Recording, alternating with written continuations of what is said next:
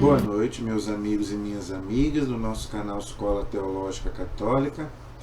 Vamos rezar, pedir ao Divino Espírito Santo que nos ilumine nesta noite, em nome do Pai, do Filho e do Espírito Santo. Amém. Vinde, Espírito Santo, enchei os corações dos vossos fiéis, acendei neles o fogo do vosso amor. Enviai, Senhor, o teu Santo Espírito, e tudo será criado, e renovareis a face da terra. Oremos. Ó Deus, que instruíste os corações dos vossos fiéis, com a luz do Espírito Santo, fazei que apreciemos retamente todas as coisas, segundo o mesmo Espírito, e gozemos sempre da sua consolação. Por Cristo Senhor nosso. Amém. Que a Virgem Santíssima, Mãe da Igreja e Mãe e Nossa Mãe, interceda por nós. Ave Maria, cheia de graça, o Senhor é convosco. Bendita sois vós entre as mulheres, e bendito é o fruto do vosso ventre, Jesus. Santa Maria, Mãe de Deus, rogai por nós, pecadores, agora e na hora de nossa morte. Amém.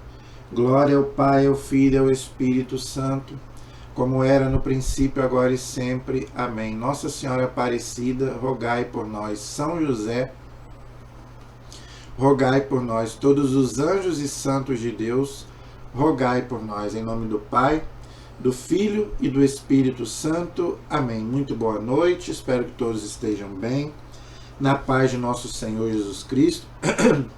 Vamos gravar o nosso vídeo de hoje. Mas antes eu peço a você que se inscreva, tá, no nosso canal, compartilhe os nossos vídeos, nos ajude a evangelizar. Tá bom, gente? Se você puder me ajudar, eu vou te agradecer muito. Tá?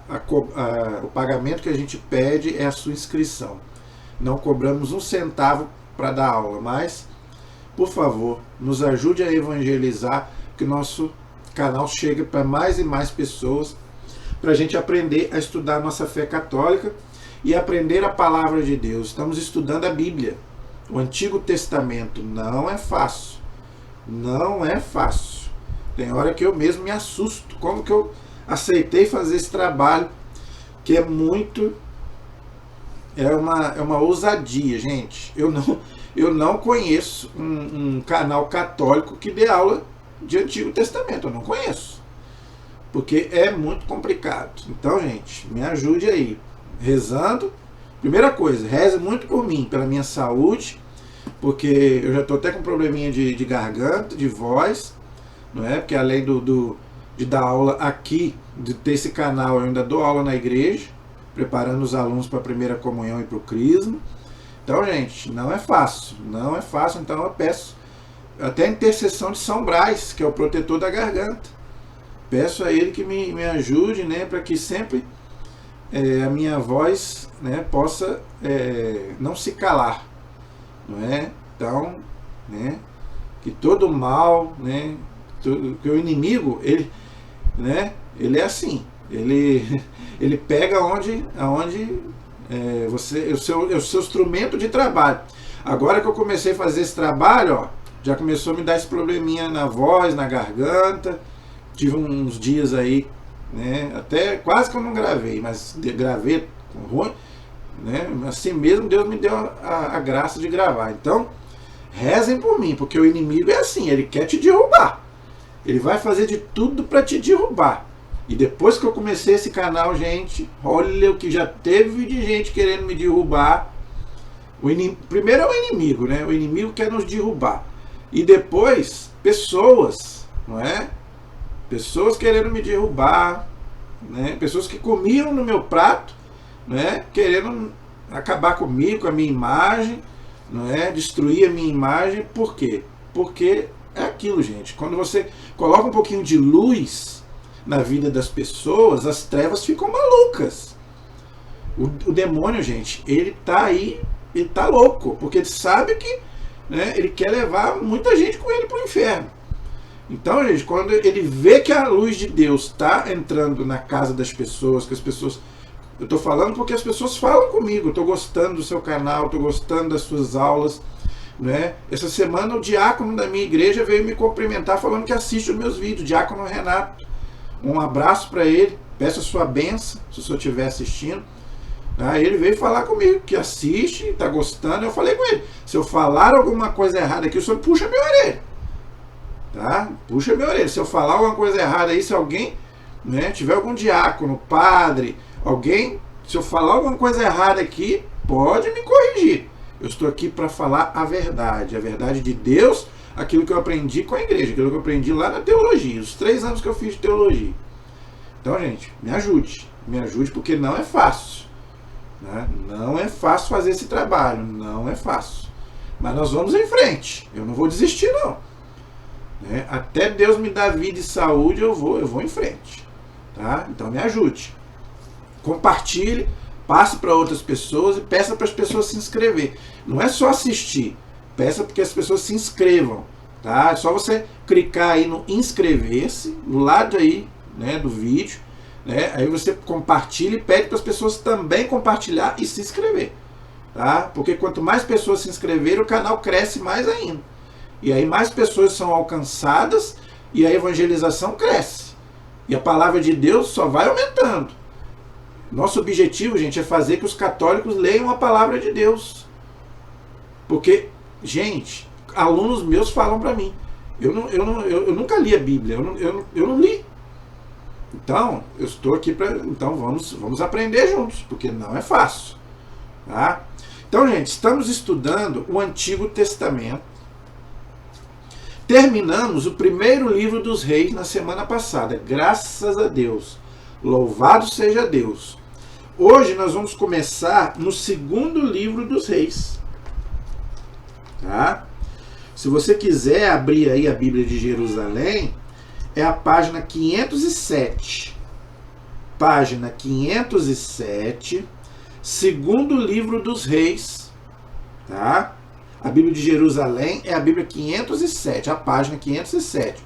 Se você quiser usar uma outra Bíblia católica, não tem problema nenhum. Tá? Pode usar. Ok?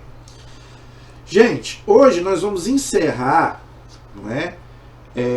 Falando sobre o profeta Elias. Nós vamos encerrar esse maior profeta do Antigo Testamento, que foi Elias, tá?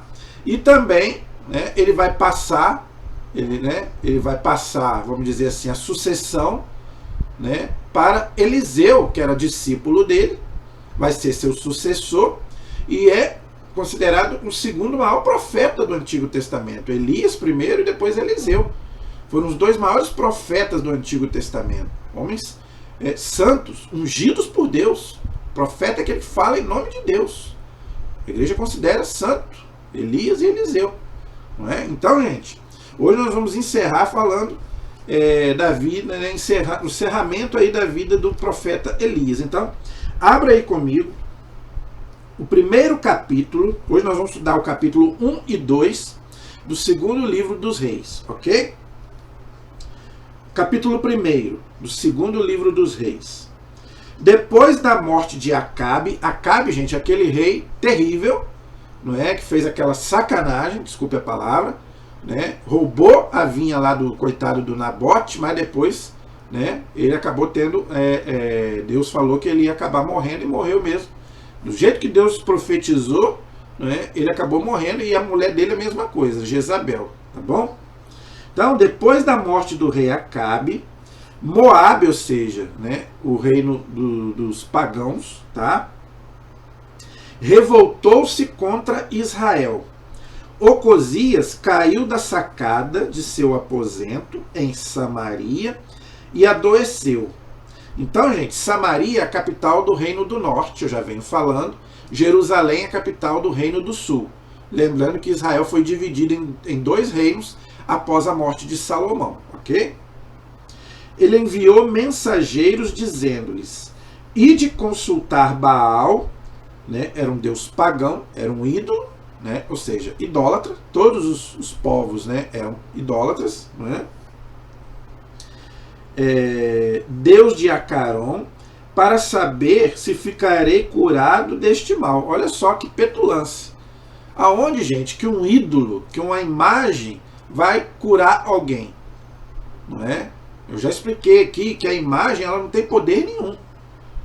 O que a imagem pode fazer, né, por exemplo, as nossas imagens católicas, né, a pessoa ali representada, ela pode interceder por Deus, por Jesus.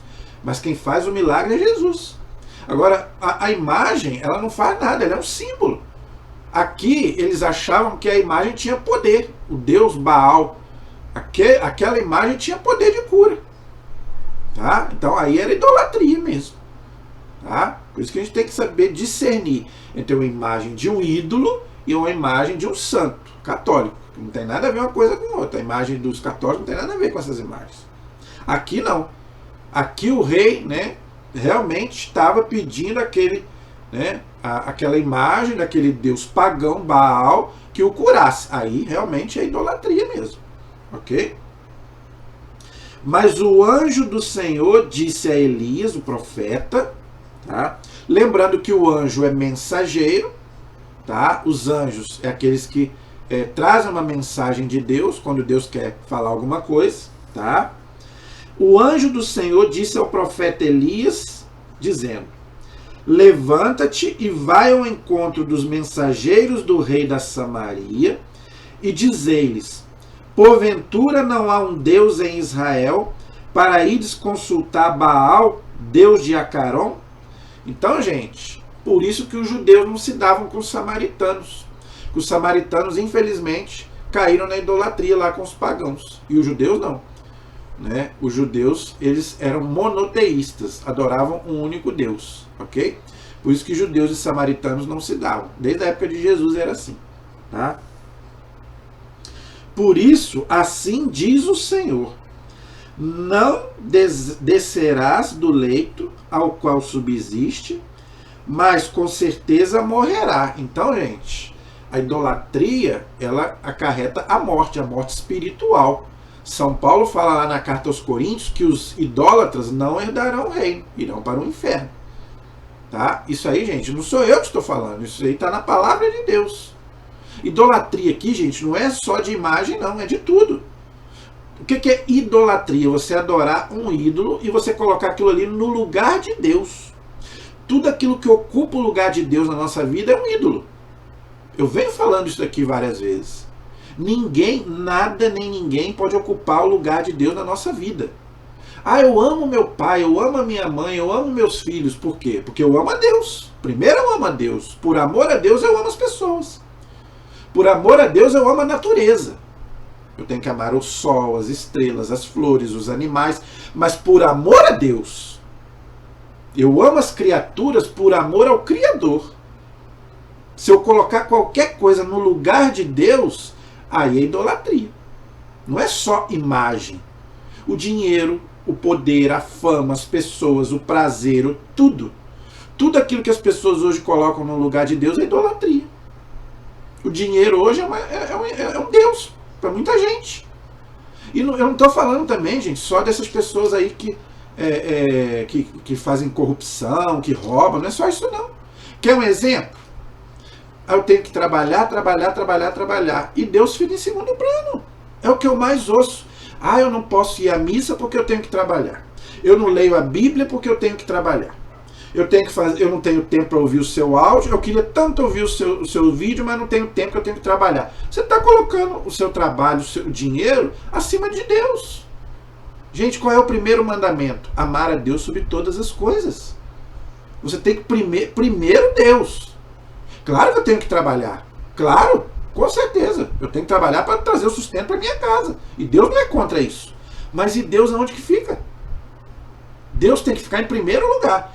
Até para que o meu trabalho tenha a bênção de Deus. Gente, o Padre Léo, a última pregação dele, ele falou sobre isso. Dinheiro e trabalho que não tem a bênção de Deus, não vai para frente. Repara para você ver. Então, gente, até para você ter a bênção de Deus no seu trabalho, no seu dinheiro, não é? Para que as coisas vão bem, você tem que colocar Deus rezando. Ah, eu vou trabalhar? Faça pelo menos um sinal da cruz, para que tudo corra bem no seu trabalho. Tem gente que vai trabalhar, não reza, claro. Aí eu vejo muita gente reclamando. Então, gente, muitas coisas hoje ocupam o lugar de Deus na nossa vida. É um ídolo, tá? Então eu tenho que colocar a Deus Acima de tudo. Então aqui, o profeta, através do anjo, vai falar para o rei, você vai morrer. Em vez de você estar consultando o Deus verdadeiro, você está consultando uma imagem que não pode fazer nada, de um Deus falso. Então você vai morrer, você está doente, você vai morrer. Entendeu? E aqui, gente, não é só a morte física. Tá? O pecado atrai a morte espiritual, a morte da alma. Porque a morte física, todos nós vamos morrer. Todo mundo vai morrer. Não tem como escapar. Agora, quando a Bíblia fala de morte, está falando da morte espiritual, da morte da alma. É do inferno. Então, muito mais do que a morte física, é a morte espiritual. Tá? E Elias partiu. Os mensageiros voltaram para junto de Ocosias, que lhes perguntou: por que voltastes? Responderam ao rei: veio ao nosso encontro um homem que nos disse: ide, voltai para junto do rei, que vos enviou, e dizei-lhe: assim fala o Senhor, porventura não há um Deus em Israel, para mandares consultar Baal, Deus de Acarom? Por isso não descerás do leito do qual subsiste, mas com certeza morrerás. Perguntou-lhes o rei: que aparência tinha o homem que veio ao vosso encontro e vos disse essas palavras? Responderam-lhe: era um homem vestido de pelos e com um cinto de couro ao redor dos rins. E disse o rei: é Elias o profeta. Enviou-lhe um chefe de 50 com 50 comandados, ao qual subiu até ele. Ele esteve sentado no alto da montanha e lhe disse: homem de Deus, está falando do profeta Elias, tá? Então, olha só como que eles tinham respeito por Elias, que era o profeta. Homem de Deus. É o que eu venho falando, gente. Então a gente tem que ter respeito pelos nossos sacerdotes, que são homens de Deus, tá? Nossos diáconos. Eu acabei de falar que a maior alegria para mim foi um diácono chegar para mim e falar que ouve os meus vídeos. Um homem de Deus. Ele é um ordenado, é um homem, né, da hierarquia da igreja. Eu me sinto com uma responsabilidade muito grande de saber que um diácono assiste os meus vídeos. Se um padre falar isso, então eu vou ficar muito mais nervoso. Se um bispo falar, eu vou ficar muito mais nervoso. Tá? E eu mandei os meus vídeos para o padre analisar, para o padre da minha igreja analisar. Entendeu? Então, gente, eu não faço nada por minha conta. Tudo obediente à minha igreja. Eu estou em comunhão com a minha igreja, graças a Deus, louvado seja Deus, como aqui. Ao respeito que eles tinham. Homem de Deus. O rei ordenou: desce. Elias respondeu e disse ao chefe dos 50: se eu sou um homem de Deus, que desça fogo do céu e te devore a ti e aos teus 50. E um fogo desceu do céu e o devorou, a ele e aos seus 50. O rei... Então, gente, olha só o que é uma pessoa ungida por Deus, hein? O rei mandou, né, 50 homens lá para levar ele, não é? E ele, né, falou, né, que iria descer fogo do céu, e desceu. Deus obedeceu o homem de Deus. E foi lá e matou aqueles homens lá, porque eles queriam levar, porque com certeza o rei queria fazer alguma coisa de mal com ele. E Deus foi e atendeu, e matou aqueles homens. Esse fogo do céu, quer dizer, manifestação de Deus. O fogo é símbolo do Espírito Santo. Claro, gente, que a gente ainda não tinha a revelação do Espírito Santo, da Santíssima Trindade, no Antigo Testamento. Isso é só no Novo. Mas o fogo é um símbolo do Espírito Santo. É uma manifestação divina. Tá?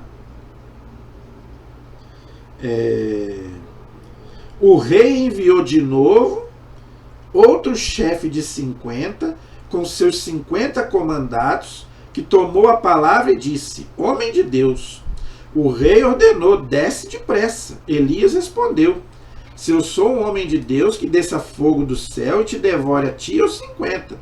E um fogo, né? E aconteceu a mesma coisa. Tá? O rei tornou a mandar de novo, pela terceira vez. Esse terceiro chefe subiu, dobrou os joelhos. Interessante, 3 vezes, olha o 3 aí. Né? Lembrando que na Bíblia os números são simbólicos. 3, 7, 10, o 12, 40. O 3 representa o quê? A Santíssima Trindade, a Sagrada Família. Jesus, Maria e José. Não é? Então, o 3 na Bíblia tem um número simbólico. Tá?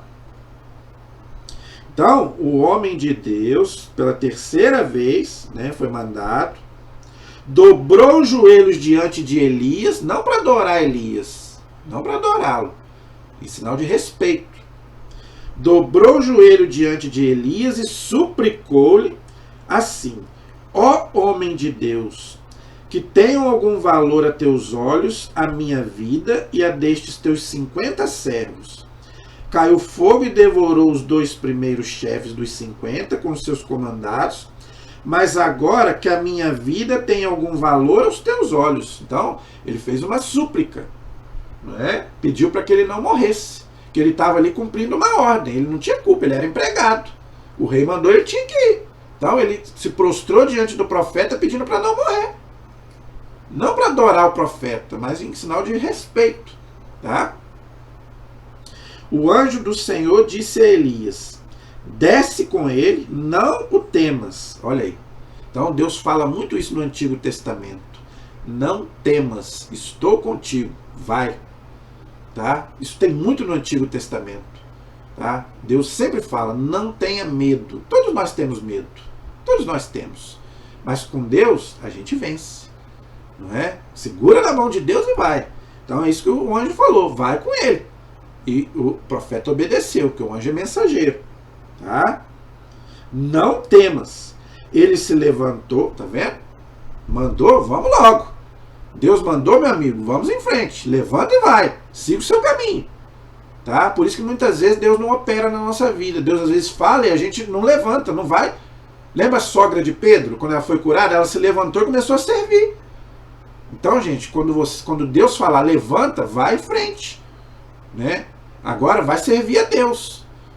Tá? Levanta e siga o caminho. Vamos em frente. Não tenhas medo, eu estou contigo. Vamos, levanta. Tá? Então, gente, a gente não pode ficar prostrado na vida. A gente tem que fazer alguma coisa para agradar a Deus. Tá? Ah, eu estou depressivo, né? Eu estou dentro de casa. Gente, eu venho falando isso aqui. Na igreja não tem aposentado. Tá? Na igreja não tem aposentado. Tem muita coisa para a gente fazer na igreja. Tá? Por que tem muita gente depressivo? Dentro de casa, depressivo. Mas tem muito trabalho na igreja. Tem muito grupo de oração para você ir. Tem muita pastoral para você ajudar. Nós estamos precisando de muita gente para ajudar. Vá. A gente não pode. O filho de Deus ele não pode ficar prostrado. Então, o anjo de Deus falou com o profeta: vai em frente, eu estou contigo, vai, vamos embora. Não é? Assim, e o profeta se levantou e foi. Tá? Com ele e foi ter com o rei. A quem disse: assim fala o Senhor, por teres enviado mensageiros para consultar Baal, Deus de Acaron, porventura não há um Deus em Israel, cuja palavra possa ser consultada. Então a palavra que você tem que consultar é a palavra de Deus. Você não tem que ficar ouvindo nem A, nem B, nem C. Você tem que ouvir a palavra de Deus. É Deus que você tem que ouvir. O católico, gente, eu venho falando isso aqui. Nós católicos não precisamos de mais nada. Tem católicos aí procurando coisas aí que é yoga, não sei o que, é reiki, nós não precisamos de nada disso. Nós temos a palavra de Deus. Tá? O meu destino está nas mãos de Deus. Eu não tenho que buscar adivinhação, não tenho que buscar horóscopo, eu não tenho que buscar nada disso. Búzio, não tenho que buscar nada disso. O meu destino está nas mãos de Deus. A minha regra de fé é a palavra de Deus. É o ensinamento que Deus está aqui na palavra. É o que o profeta disse aqui. Não descerás ao leito ao qual subsiste, mas com certeza morrerás. O mesmo que ele falou para o mensageiro, ele falou na cara do rei. Você vai morrer porque em vez de você consultar a Deus, você consultou os ídolos. Tá? Então que o ídolo não vai te salvar. Deus poderia te salvar, mas o ídolo não vai te salvar. E ele morreu. Aí, tá vendo? A palavra de Deus se cumpre. Deus, gente, sabe a hora que eu vou morrer. Deus é onisciente, onipresente e onipotente. Deus sabe a hora que eu vou morrer? Deus sabe a hora que eu vou morrer. Claro que vai depender muito da minha vida. Mas Deus sabe a hora que eu vou morrer. Claro que sabe. Mas eu posso contribuir para que a minha morte aconteça mais rápido? Com certeza. Isso a igreja ensina. O fato de Deus saber a hora que eu vou morrer não tira a minha liberdade. Se eu fumar, se eu beber, se eu me drogar, se eu não tiver cuidado com a minha saúde, eu vou morrer muito mais rápido. E Deus sabe que eu vou fazer isso, porque Deus é onisciente, Deus sabe de todas as coisas. Deus me deu liberdade, mas Deus conhece o meu coração. Deus é o único que pode ler o meu pensamento, o que eu estou pensando. O diabo não pode ler o meu pensamento, mas Deus pode. Então Deus já sabe o que eu vou fazer. Então, como Deus já sabe o que eu vou fazer, Deus sabe a hora que eu vou morrer. Então a minha vida, Deus sabe, mas depende de mim. Tá? Claro, gente, tem as fatalidades da vida, com certeza. Né? Tem as doenças, tem os acidentes, e Deus não vai ficar impedindo nada disso. Se um avião cair, Deus não vai segurar o avião. A pessoa vai morrer. Entendeu? Agora, eu estou dizendo assim, se eu não tenho cuidado com a minha vida, se eu vivo de qualquer jeito, um traficante vai viver muito menos do que uma pessoa que vive a sua vida certa em Deus. Uma pessoa que vive a sua vida certinha em Deus, ela vai viver muito mais do que um traficante. O que o povo fala? A vida do traficante ou é cemitério ou é cadeia. Ele vai viver muito menos. Entendeu? Então, gente, a minha vida depende das escolhas que eu faço. Agora, a minha morte, Deus sabe. Deus sabe a hora que eu vou morrer. Por isso que ele não revela. Duas coisas que Deus não revela: a hora que eu vou morrer e a hora da vinda dele. Duas coisas que ele não revelou. Mas ele sabe. Mas Deus sabe. Então aqui Deus falou que o rei ia morrer e morreu. E ele morreu conforme a palavra do Senhor. Tá vendo, gente? Então a palavra de Deus se cumpre. Toda a palavra de Deus se cumpre. A que está no Antigo Testamento e a que está no Novo Testamento. Tudo vai ser cumprido.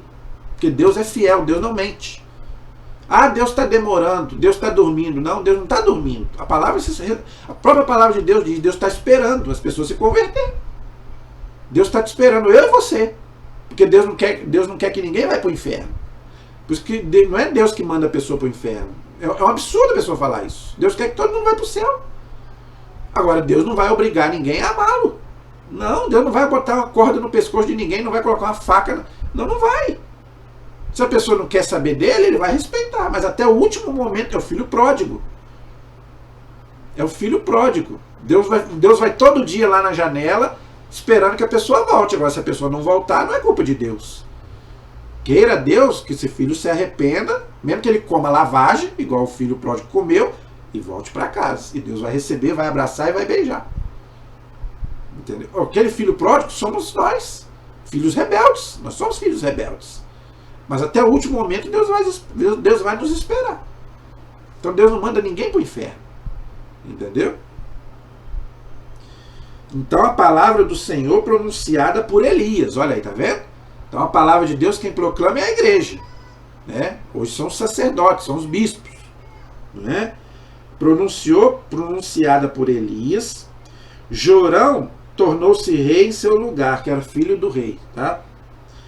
No segundo ano de Jorão, filho de Josafá, rei de Judá, uma vez que ele não tinha filhos, o resto da história de Ocosias e seus atos está escrito nos livros dos reis de Israel. Então, nós acompanhamos aí a morte então do rei. Por quê? Porque ele infelizmente praticou a idolatria, ok?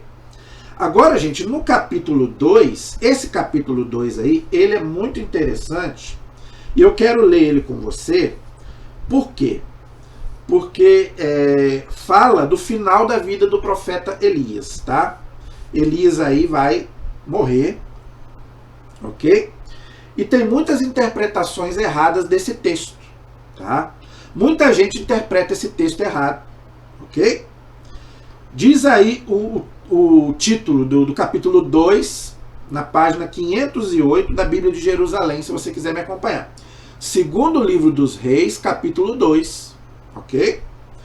Elias é arrebatado ao céu e Eliseu lhe sucede, ou seja, né, Elias vai morrer e Eliseu vai sucedê-lo como profeta. Vai ser o sucessor dele, que era discípulo dele, ok? Então diz aí que Elias foi arrebatado ao céu. Então muita gente interpreta esse texto errado. Então, gente, eu vou ler o texto e depois eu vou explicar, porque não é fácil Tem muitas interpretações erradas. Eu vou ler o texto e vou dar a interpretação que a igreja nos dá.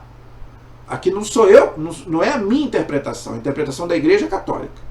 Ok? E para nós católicos é a que vale. Tá? Cada pessoa de outras religiões faz a sua interpretação. Eu vou dar a nossa interpretação da Igreja Católica. Ok? Vamos ler o texto, depois a gente vai explicar.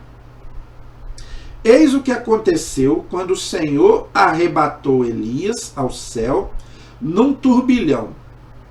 Elias e Eliseu partiram de Gilgal, e Elias disse a Eliseu: fica aqui, pois o Senhor me enviou até Betel. Mas Eliseu respondeu: tão certo como o Senhor vive e tu vives, não te deixarei. E desceram a Betel. Os irmãos profetas, olha só que interessante, os irmãos profetas, mas eles não eram irmãos. A Bíblia aqui chamando Elias e Eliseu de irmãos. Por que eu estou lendo isso? Gente, lá no Novo Testamento fala que Jesus tinha irmãos. Aí os protestantes interpretam como se fossem irmãos de sangue de Jesus, filhos de Maria. Não é. Olha aqui, os irmãos profetas, a Bíblia chamando Elias e Eliseu de irmãos, e eles não eram irmãos de sangue. Então, gente, a Bíblia usa essa expressão irmãos para muitos casos. A gente até hoje também não faz a mesma coisa. Ô, irmão, e não é meu irmão de sangue. Até mesmo a pessoa da igreja mesmo, né, que frequenta a nossa igreja, a gente, ô irmão, a paz de Cristo, irmão. E não é meu irmão. Então, lá, tá vendo como que isso aí chama-se má vontade. Agora, por que lá no Novo Testamento eles falam que é filho de Maria? Só porque cita irmãos de Jesus. Não é irmão de sangue. Não é irmão de sangue. Olha aqui. Se fosse aqui, Elias e Eliseu eram irmãos, e não eram. Eliseu era sucessor de Elias. E olha que coisa bonita. Elias falou para ele, fica aí. Ele falou, não, aonde você for eu vou seguir. Por quê? Porque era um homem de Deus. Então, gente, siga aquelas pessoas que são pessoas de Deus. Siga bons padres. Siga bons bispos. Por isso que nós temos que ter discernimento. Eu sigo só bons padres, bons bispos. É Dom Henrique Soares, é o padre Léo que eu falo aqui, não é? É o padre José Augusto, é o padre Paulo Ricardo, é o padre Fábio Vilaverde, né? Então, gente, vamos seguir bons padres, que são fiéis a Deus. Tá? Aquelas pessoas que você vê que não vai falar heresia. São pessoas que realmente... Monsenhor Jonas Abib, não é? Então, gente, vamos seguir essas pessoas. Tá? Scott Hahn, que não é padre, mas é um homem que é fiel à doutrina católica e era protestante. Tá? Então, gente, vamos seguir pessoas que são pessoas de Deus e que seguem a Deus, a doutrina correta. Agora, se tem padres aí que ficam falando coisa contra a doutrina, esse aí você não precisa seguir, não. Por isso que eu só citei feras aqui. Esse você pode seguir tranquilamente. Frei Gilson, você pode seguir. Não tem problema nenhum. Não vai falar heresia. Pelo menos eu nunca vi. Esses eu nunca vi falar heresia. Entendeu? Agora os outros eu não posso falar. Os outros eu não posso falar. Desses você pode confiar. Ok? Então eles desceram, os irmãos profetas que moravam em Betel foram ao encontro de Eliseu e disseram-lhe: sabes que hoje o Senhor vai levar o teu mestre por sobre a tua cabeça. Ele respondeu: sei, calai-vos. Elias lhe disse: Eliseu, fica aqui, pois o Senhor me enviará só até Jericó. Jericó, gente, era aquela cidade lá de Josué, capítulo 6, que caíram as muralhas de Jericó. Tá? Nós já até estudamos aqui, fizemos até um texto sobre as muralhas de Jericó. É a cidade mais antiga do mundo. Tá? Eu só vou até Jericó. Mas ele respondeu: tão certo como o Senhor vive e tu vives, não te deixarei. Tá vendo? E foram para Jericó. Os irmãos profetas que moravam em Jericó aproximavam-se de Eliseu e disseram: sabe que hoje vão levar o teu mestre sobre a tua cabeça. Ele respondeu: sei, calai-vos. Elias lhe disse: ficai aqui, pois o Senhor me enviará só até o Jordão, o rio Jordão, onde Jesus foi batizado, lá em Jerusalém, né? Mas ele respondeu: tão certo como o Senhor vive e tu vives, não te deixarei. E partiram os dois juntos. 50 irmãos profetas foram também e ficaram parados à distância, ao longe, enquanto eles dois se detinham à beira do Jordão, o mesmo rio que Jesus foi batizado, lá em Jerusalém.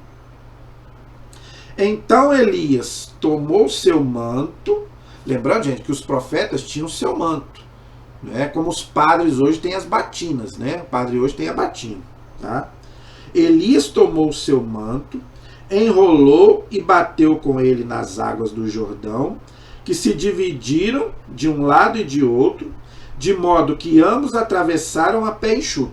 O mesmo milagre que Moisés fez lá no Mar Vermelho, Elias fez ali no Rio Jordão, que Josué também já tinha feito lá em Josué capítulo 3. Né? Dividiu, né? O Jordão se dividiu de um lado e do outro, e eles passaram no meio, ok? Mesmo milagre, ok? E Deus tem poder para isso, tá? Deus tem poder para isso, ok? Pela intercessão do profeta Elias e do profeta Eliseu. Olha aí os santos, tá vendo? Então os santos, não é eles que fazem o milagre, é Deus. Mas Deus usa, eu não gosto muito dessa palavra, mas Deus usa os santos, né? Por isso que a gente fala, né? Pela intercessão de Santo Antônio, de São Francisco de Assis, a pessoa alcançou aquele milagre. E até para ser canonizado, a igreja exige 2 milagres, que Deus opera através daquela pessoa, tá vendo? Como aconteceu aqui com Elias e Eliseu e vários personagens do Antigo e do Novo Testamento. Os apóstolos fizeram muitos milagres, não é? E tem gente que acha que milagre é só na época dos apóstolos, é só na época do Antigo Testamento. Claro que não. Milagre, gente, é uma coisa que Deus pode fazer a hora que Ele quiser, coisa sobrenatural. Claro que Deus não vai sair fazendo milagre aí toda hora, mas a hora que Ele quiser, Ele pode fazer. Tá? Então, os dois passaram no meio do Jordão. Depois que passaram, Elias disse a Eliseu: pede o que queres que eu faça por ti, antes que eu seja arrebatado da tua presença. E Eliseu respondeu: que me seja dada uma dupla porção do teu espírito. Olha que coisa bonita, né? Que me seja dada uma dupla porção do teu espírito, porque ele tinha o Espírito Santo, o Espírito de Deus, né? Deus estava com ele. Bonito que ele pediu, tá? Elias respondeu: pedes uma coisa difícil. Todavia, se vires eu ser arrebatado da tua presença, isso te será concedido. Tá? Caso contrário, isso não te será dado. E aconteceu que, enquanto andavam e conversavam, eis que um carro de fogo e cavalos de fogo os separaram um do outro, e Elias subiu ao céu num turbilhão. Elias olhava e gritava: meu pai, carro e cavalaria de Israel. Depois não mais o viu, e tomando as suas vestes, rasgou-as em duas. Apanhou o manto de Elias, que havia caído, e voltou para a beira do Jordão, aonde ficou. Então, né, aconteceu o quê? O profeta Elias, né, morreu, e ele ficou ali com o manto de Elias na mão. E Elias tinha falado para ele: se você, né, se você me ver, isso acontecer, vai te dar aquilo que você tinha me pedido. E ele viu, ele presenciou. Então vai ser dado para ele, né, o poder de Elias. Então por isso que ele vai, né, ser o sucessor de Elias. Ele vai fazer também muitos milagres. Ele não, Deus através dele. Tá bom? Tomou o manto de Elias que havia caído dele e bateu com ele nas águas, dizendo: onde está o Senhor, o Deus de Elias? Bateu também nas águas, que se dividiram de um lado e de outro, e Eliseu atravessou o rio. Tá vendo? O mesmo milagre que Elias fez, Eliseu fez. Tá vendo? Mesma coisa. Os irmãos profetas de Jericó viram à distância e disseram: o espírito de Elias, olha aí, o espírito de Elias é o Espírito de Deus, é o Espírito Santo. Tá vendo? Então já é uma prefiguração lá do Espírito Santo do Antigo Testamento. O Espírito de Deus é o Espírito Santo, a Santíssima Trindade não se separa. Tá? Então, claro que ainda não tinha essa revelação ainda, mas já era uma prefiguração da Santíssima Trindade, do Espírito Santo. O Espírito do Senhor, o Espírito de Elias, repousa sobre Eliseu. Não tem nada a ver com reencarnação, tá, gente? Tá? Infelizmente, né, pode ter alguma ala espírita interpretando isso como reencarnação, não tem nada a ver. O Espírito de Elias é o Espírito de Deus, o Espírito Santo. Tá? Senão vai achar que reencarnou em Eliseu, tem nada a ver com reencarnação, tá? Vieram ao seu encontro e prostraram por terra diante dele. O mesmo que fez com Elias, fez com Eliseu, não para adorar, em sinal de respeito, que agora Eliseu era o profeta. Tá? E disseram a Eliseu: há aqui com teus servos 50 homens valentes, permite que saiam à procura do teu mestre, talvez o Espírito do Senhor o tenha arrebatado e lançado sobre algum monte ou em algum vale. Mas o profeta respondeu: não, não mandeis ninguém. Mas eles o importunaram a ponto de aborrecê-lo, e então ele disse: mandai. Mandaram, pois, 50 homens, que procuraram Elias durante 3 dias. Olha aí, tá vendo? Então Elias é a figura de Cristo. Jesus ficou morto 3 dias e depois ressuscitou, sem encontrá-lo. Voltaram para junto de Eliseu, que tinha ficado em Jericó, ao qual lhes disse: não vos dissera que não fosse? Então, o próprio Eliseu falou para eles não ir, porque Eliseu já sabia. Né? Eliseu já sabia onde estava Elias, já estava com Deus, já tinha morrido, não é? Mas eles não acreditaram, então vai. Ok? Então eu vou terminar de ler aqui e vou explicar esse texto que eu quero explicar para a gente encerrar. O poder de Eliseu. Os homens da cidade disseram a Eliseu: a cidade tem um ambiente agradável, está falando de Jericó, tá? Como bem sabe ver o meu senhor, mas suas águas são ruins e tornam o país estéril. Disse Eliseu: trazei-me um prato novo e ponde nele sal. Tá vendo, gente? O batismo, o sal é um sacramental. No batismo a gente usa o sal. Tá? E lhes trouxeram. Ele foi à fonte das águas, que é outro sacramental que a gente usa no batismo. Lançou-lhes o sal e disse, tá vendo? Por isso que a água e o sal são símbolos do batismo. Assim fala o Senhor: eu anseio essas águas, eu saneio essas águas, e elas não mais causarão nem morte nem esterilidade, tá vendo? Isso é símbolo do batismo. Tá vendo? O batismo nos tira da morte do pecado original e nos traz para ser filhos de Deus. É símbolo do batismo. Tá? Se tornarão, essas águas se tornarão sadias até hoje, segundo a palavra que Eliseu pronunciou. Tá vendo? De lá subiu a Betel. Ao subir pelo caminho, uns rapazes que saíram da cidade zombaram dele, dizendo: sobe, careca, sobe, careca. Eliseu virou-se, olhou para eles e os amaldiçoou em nome do Senhor. Então saíram do bosque dois ursos e despedaçaram 42 deles. Dali foi para o Monte Carmelo, mesmo lá do profeta Elias, não é? Que eu já expliquei sobre a história do Monte Carmelo. E depois voltou para Samaria. Por que eles morreram? Porque eles abusaram do nome do profeta de Deus. Eles morreram porque abusaram do profeta de Deus. É o que eu venho falando. Tá? Cuidado na hora de você ficar zombando dos homens de Deus, dos padres, diáconos, bispos e do Papa. É o que eu venho falando, não vou falar mais sobre isso. Até católicos ficam falando mal do Papa. Ele falou do profeta, o profeta falou, amaldiçoou eles e eles morreram. Porque Deus está com aqueles, são ungidos. Né? E o profeta Elias e Eliseu eram ungidos de Deus. E os padres, os bispos e o Papa são ungidos de Deus. Então cuidado na hora de falar mal deles. Não vou falar mais sobre isso. Agora eu quero explicar, gente, esse texto de Elias. Os nossos irmãos protestantes interpretam totalmente errado de nós católicos. Tá? Os nossos irmãos protestantes interpretam esse texto ao pé da letra. Tá? Que Elias realmente foi arrebatado ao céu. Tá? Se você interpretar ao pé da letra, você vai interpretar isso mesmo. Mas a Bíblia, nós não podemos interpretar a Bíblia ao pé da letra. É isso que a igreja nos ensina. São Paulo diz bem claro lá, a letra da Bíblia mata, o Espírito vivifica. O que quer dizer isso? Você tem que ficar com a revelação. Vou te explicar para você entender. Vale a pena. Vou gastar um pouquinho de tempo, mas você vai entender. Se você está doente, você precisa tomar um remédio para você sarar.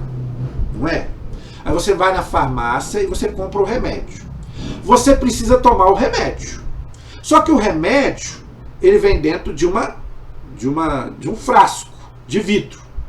Dentro do vidro vem uma caixa. E o farmacêutico, ele bota dentro de uma sacola para você trazer para casa. Quando você chega em casa, você pega a sacola e joga fora. Você pega, tira a caixa do remédio e joga fora. Você pega o frasco, abre, não faz nada com ele. Você toma o líquido, aquilo que está dentro. A palavra de Deus, gente, é a mesma coisa. Não sei se você conseguiu entender. A palavra de Deus é um remédio que nos cura. Mas é aquilo que está por dentro da palavra. É aquilo que não é o que você está lendo. Tá? Não é a letra do que você está lendo. Por isso que você tem que interpretar e saber interpretar. É a parte espiritual que você tem que entender. Não é a letra. Você não pode interpretar o pé da letra. Se você pegar o pé da letra, você vai achar que Elias foi para o céu realmente. Que sumiu, que desapareceu. Eles estavam ali, que Elias desapareceu e ele foi para o céu. Mas você não pode interpretar assim. Qual é a interpretação correta? Tá? Qual é a interpretação correta desse texto? Veja, Elias não foi para o céu. Por quê? Porque o céu estava fechado. Ninguém foi para o céu, né? Antes de Jesus. Jesus não tinha... Elias, gente, é antes de Jesus, antes de Cristo. Claro que Jesus já existia, porque Jesus é Deus. Eu estou falando que Jesus ainda não tinha vindo à Terra. Jesus ele veio à Terra, veio para nos salvar. O Verbo se fez carne e habitou entre nós. Ele morreu, aí ele abriu o céu. Ficou 40 dias aqui, ele voltou para o Pai, na festa que nós celebramos, na ascensão, aí o céu foi aberto, aí todo mundo foi para o céu. Então, antes de Cristo nos trazer a salvação, ninguém foi para o céu. Então, Elias também não foi. Entendeu? Então, está errada essa interpretação. Então, para onde que foi Elias? Esse céu aí, onde que é esse céu? É a mansão dos mortos, para onde iam todos os mortos. Agora veja, Elias era um homem de Deus, era um homem justo. Quando Jesus morreu na Sexta-feira Santa, está no nosso credo. Jesus desceu à mansão dos mortos. Ali Jesus foi resgatar todos os justos, inclusive o profeta Elias, Moisés, Abraão, para depois levar eles para o céu, no dia da ascensão. Entenderam? Então Elias não foi para o céu, Elias foi para a mansão dos mortos. Mas ele foi salvo por Jesus, porque ele era um homem de Deus. Então ele foi salvo por Jesus, mas ele não foi para o céu. Então não podemos interpretar a Bíblia ao pé da letra. Ok? Mesma coisa para o arrebatamento do Novo Testamento. Mesma coisa. São Paulo fala lá, nós seremos arrebatados com Jesus. Não, nós não seremos arrebatados, é simbólico. Jesus vai vir, vai haver o juízo final, Jesus vai separar bons e maus, céu e inferno. Então não vai haver arrebatamento. Nós não podemos interpretar isso ao pé da letra. Vai todo mundo desaparecer. Não, a igreja não interpreta assim. Assim como o arrebatamento de Elias é simbólico, Elias não foi arrebatado. Agora, por que diz aí que ele foi arrebatado para junto de Deus? Porque ele tinha uma intimidade tão grande com Deus, para exaltar a figura de Elias, que era o maior profeta do Antigo Testamento. Então fala que ele foi para junto de Deus. É uma figura de linguagem que a Bíblia usa para exaltar o nome de Elias. É o homem de Deus. Então quando ele morreu, ele foi estar com Deus. Entendeu? Mas ele não foi para o céu. Ele foi para a mansão dos mortos. Ok? Então o arrebatamento de Elias é simbólico. Não podemos interpretar ao pé da letra. Como o nosso arrebatamento também não é simbólico. Ninguém vai ser arrebatado. Jesus vai voltar? Vai voltar. Vai haver o juízo final? Vai haver o juízo final. Tá? Mas ninguém será arrebatado. Ninguém vai sumir, desaparecer como dizem os nossos irmãos protestantes. Nós respeitamos os irmãos protestantes? Respeitamos. Mas nem eles acreditam nisso. Todas as igrejas protestantes acreditam nisso. É uma doutrina nova. Tá? Não é todos os protestantes que acreditam nisso. É uma interpretação fundamentalista da Bíblia. Interpretar a Bíblia ao pé da letra. Outra coisa que diz aí. Nós não podemos interpretar ao pé da letra. Quando diz aí, não é? Que eles estavam juntos. Elias e Eliseu estavam juntos. Não estavam? Aí diz aí, deixa eu ver o versículo. Vou só ler aqui o versículo. Tá?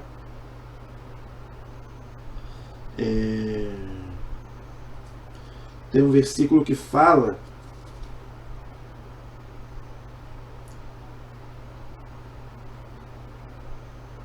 No versículo 11 do capítulo 2 diz assim: E aconteceu que enquanto andavam, Elias e Eliseu, os dois juntos, enquanto andavam, no versículo 11, enquanto andavam e conversavam, eis que um carro de fogo, lembrando, gente, que o fogo é um símbolo do Espírito Santo, tá? Da manifestação de Deus. E cavalos de fogo os separaram um do outro, e Elias subiu ao céu num turbilhão. Já expliquei sobre isso, tá? Eliseu olhava e gritava, meu pai, carro e cavalaria de Israel. Depois não mais o viu, e tomando as suas vestes, rasgou em duas. Apanhou o manto de Elias que havia caído e voltou para a beira do Jordão, onde ele ficou. Então, Elias e Eliseu estavam andando juntos, e Elias foi arrebatado, separado, e ficou só Eliseu. Não é? O mesmo texto que está lá no Evangelho de São Mateus, capítulo 24, onde Jesus fala, um será tomado e o outro será deixado.